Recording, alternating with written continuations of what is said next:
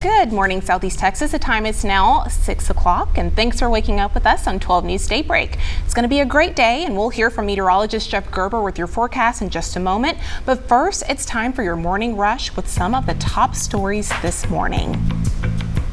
First, 3 local restaurants have settled in a drunk driving case. Beaumont lawyer Zana Jones tells 12 News that Dylan's Bar and Grill, La Cantina Mexican Grill, and Avenue Axe sold Gerard Watkins alcohol before the crash in June of 2020. Watkins hit and killed Jillian Blanchard and Robert Jackson. He pled guilty to 2 counts of intoxication manslaughter and 1 count of failure to stop and render aid. He was sentenced to 40 years in prison. The accused attacker of Paul Pelosi pleaded not guilty in court. Now David DePape is being held in jail without bond. Officials say DePape beat Speaker of the House Nancy Pelosi's husband with a hammer. DePape is facing a host of federal and state charges, including attempted murder, assault with a deadly weapon, and false imprisonment. According to a criminal complaint, he was blogging far-right conspiracy theories. The 82-year-old victim is still recovering in the ICU. You're watching Daybreak on 12 News. Good morning, Southeast Texas. Thanks for waking up with us on 12 News Daybreak. Tracy has a much-deserved morning off, getting some rest in, I'm sure. But we start the morning off checking our forecast with Jeff. Jeff, good morning. It's a little muggy out there. Yeah, it's warm and muggy. Temperatures right now in the 70s across. So get this, Taco Bell is set to launch the next offensive in the chicken sandwich war. Yes, you heard that right. The crispy chicken sandwich taco will be available nationwide at participating locations next Thursday. Cities across the nation, people protested demanding protection for voting rights. The rallies marked the 58th anniversary of Dr. Martin Luther King Jr.'s historic march on Washington. Now to our top consumer headlines. If you bought anything at Old Navy between November 12th, 2015 and December 2nd of this year, listen up. You are eligible to get a store certificate worth up to $10. That's if you can show that you spent $90 or more. Good morning, Southeast Texas. I'm Kara Willis, and the time is now 5:30. Here are 3 things you need to know as you start your day. Shifted south by about 80 miles. The eye is now closing in on the Fort Myers area. Landfall expected late tonight or early tomorrow. And efforts to evacuate and shelter in place have been underway the last few days. At this point, we hope everyone in Florida is safe and prepared. Stay with us as we continue to cover Hurricane Ian throughout your morning. Now, the city will have to move fast, and if the committee is not formed by October 31st, the city would be in breach of its original contract for the AT&T building. And also this morning, federal grant money is heading to Beaumont. The money will go toward improving public safety, according to Congressman Randy Weber. And Beaumont will get more than $133,000. The funds come from the Department of Justice's JAG program. The money can pay for crisis intervention, drug treatment, and mental health programs. Representative Weber says this is not only great news for Beaumont, but Southeast Texas as a whole. Weber says, quote, "These grant funds will provide our law enforcement and criminal justice agencies with the resources they need to keep our communities safe." A Beaumont artist is turning heads with a massive 7,000 square foot mural. If you've driven around downtown in the last month, you've probably seen it. It's a painting of a marsh at sunset with some of Southeast Texas staples inside. Now, the artist said the idea all started at Beaumont's Mural Fest earlier this year. 12 News reporter Simona Barca spoke with her about her progress and some of the challenges she's had to overcome. And welcome back. All right, guys, so a few weeks ago, we told you about the lecture series going on at the McFadden Ward House. Well, coming up next week, the lecture series is featuring history and stories of Magnolia Cemetery. And today we have Judith Lindsley. Thank you so much for being here with us. Let's go ahead and start things off by telling the viewers out there, what does this lecture entail for anyone who doesn't know? Well, Magnolia Cemetery is under new management, has a new board, and they really want to kind of raise its profile and let people know it's there. It's so historic, so beautiful out there. We start off with some breaking news this morning. Beaumont police are currently investigating a shooting that happened earlier this morning. And good afternoon. Thanks for tuning in to 12 News Midday. I'm Kara Willis.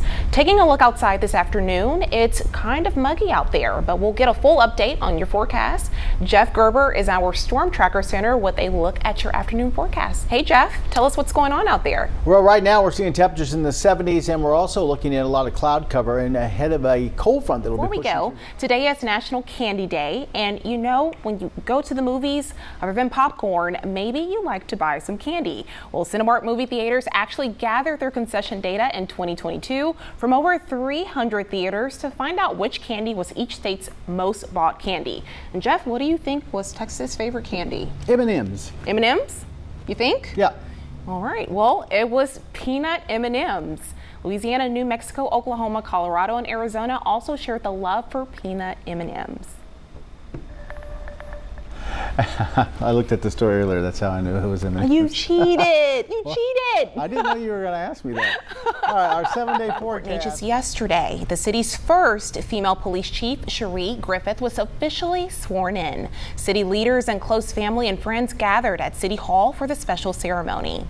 Chief Griffith replaces Paul Lemoyne, who recently retired after decades with the department. She becomes the first female to lead a municipal police force in Southeast Texas. Griffith says she never thought of herself as a police chief when she started her career in law enforcement. She just wanted to fit into this male-dominated field. But eventually, she had a change of heart. 12 News reporter Ebony Coleman talked to the new chief. I just felt like, God kept opening those doors, and I felt like this was what I needed to do. And people protested, demanding protection for voting rights. The rallies marked the 58th anniversary of Dr. Martin Luther King Jr.'s historic march on Washington. And this morning, parents and students in Nederland and Lumberton hoping for a calmer day. Schools in both districts went into lockdown on Wednesday because of separate threats. In Nederland, the high school was impacted, and in Lumberton, both the high school and the middle school were locked down. There's some exciting news for BPD. Beaumont police have 14 new officers in their ranks. It's the most recruits they've received in a decade, and it was a special day for the recruits who are pinned by their families at the event center before they hit the streets to protect our community. Any wet roads out there could become more hazardous over the next 24 hours or so. And thanks to that wintry weather that Christiana has been talking about, we should be preparing ahead. Starbucks says it's no longer requiring its employees to be vaccinated against COVID-19. This is a reversal of the company's announcement last month that it would require all U.S. employees to be vaccinated by February 9th. The change comes in response to the Supreme Court's decision. It rejects President Biden's plan to require vaccines or regular COVID testing at companies with more than 100 employees. Begin your day, it's time for a reason to smile. An 11-year-old in Jasper, AJ Thomas, has overcome many of the health obstacles that have stood in his way. He's now focused on making a lifelong dream come true. AJ was recently selected to compete in a Disney competition, but he needs a little help getting there. The family is hoping to raise $2,500 to help little AJ travel to South Carolina for his acting audition. So far, they have raised $800. We have a link to his GoFundMe. Guys, so get this. Taco Bell is set to launch the next offensive in the chicken sandwich war. Yes, you heard that right. The crispy chicken sandwich taco will be available nationwide at participating locations next Thursday. Guilty, the jury reached a verdict for a man on trial for the Valentine's Day murder of his wife. The court sentenced Christopher Jones to 30 years in prison. More people are using mobile apps and at-home tests to monitor their own health. But like anything else, there are pros and cons to these do-it-yourself health devices.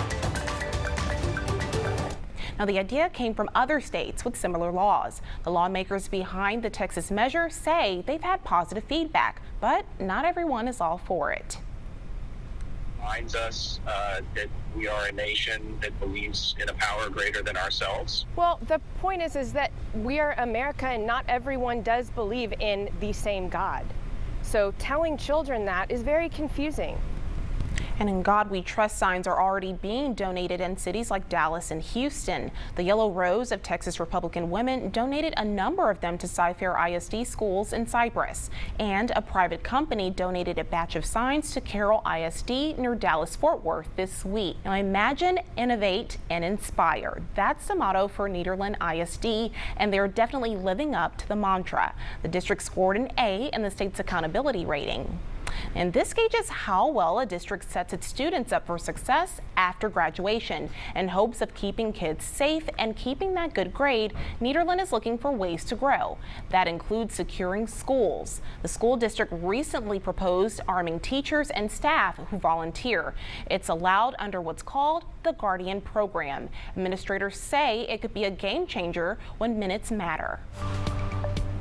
I done gained 5 pounds, I'm gonna have to lose it. Some of your neighbors may be planning to run some laps this morning after indulging at the Beaumont Civic Center last night. People packed the place for a tasting for Some Other Place. Proceeds benefit the Beaumont nonprofit that's helped people in need for decades. Now, last night was the only fundraiser Some Other Place has all year long. This event was virtual the last few years, and the in-person return drew some big crowds. 12 News reporter Cameron Seibert went down to check out the fun. Silsbee police want to know what led to an early morning shooting that sent 2 people to the hospital. It happened in the 400 block of Kirby Street around 2 a.m. yesterday. A 22-year-old Silsbee man and a 19-year-old man from Orange were shot. They're expected to be okay. Investigators believe the gunshots came from the road. And if you have any info on the shooting, please call Silsbee PD. And the state fire marshals collected items from the home of former NFL star Earl Thomas in Orange to be tested in their lab. A fire destroyed the house last week. Orange County Sheriff's deputies say they had to get a warrant to search through the rubble because they couldn't get permission from Thomas. Sheriff Jimmy Mooney says it could take 6 to 8 months for a final cause. He says lightning was likely to blame. And charges could be coming soon following this 6-vehicle pileup on Dowland Road in June. The case is now in the hands of the Jefferson County District Attorney's Office. Beaumont police believe the driver of a Dodge pickup truck is responsible and suggested a charge of intoxication assault for that drive. The DA could make a decision within the next week. And First Lady Jill Biden tested positive for COVID-19. The test came Monday during her regular testing routine. The spokesperson says she developed symptoms while vacationing with the president in South Carolina. President Biden tested negative yesterday and returned to the White House. The First Lady will remain in South Carolina. Good afternoon. Thanks for tuning into 12 News at noon. I'm Kara Willis. It's a special day for Some Other Place as they hold their 20th annual tasting event. The fundraiser is a way for the staple of Southeast Texas to continue giving back. 12 News reporter Gloria Walker spoke with the Some Other Place director about how we can support the fundraiser. A follow-up on the tragic story out of Port Arthur last week. Officials found 2 submerged vehicles in a canal. Inside both were remains. One was Elton Harris, who had been missing since July. The other could be tied to a 14-year-old cold case. The remains were sent to UNT in hopes that the lab could give family and officials the information they need to close the case. And this morning, we looked into what happens after and what it takes to ID those remains. 12 News reporter Simona Barker reached out to the Jefferson County Crime Lab to get an idea of what that process looks like once the remains arrive. And we all love a nice home-cooked meal, but it's always tempting to grab a bite to eat from a local restaurant. And now, with high inflation, the gap between grocery store items and restaurant food is the widest it's been in half a century. NBC's Sam Brock breaks down whether it's cheaper to dine in or eat out. Parents, you send your children to school with the expectation that they'll be safe and learn all that they can. And really, the first week back should be exciting. New teachers, new clothes, new supplies, a new year. But for some students, it's not always so great because it might mean being bullied by a classmate. Our top story this morning is in Vidor. A 6th grader there says his first week back at school was not so fun.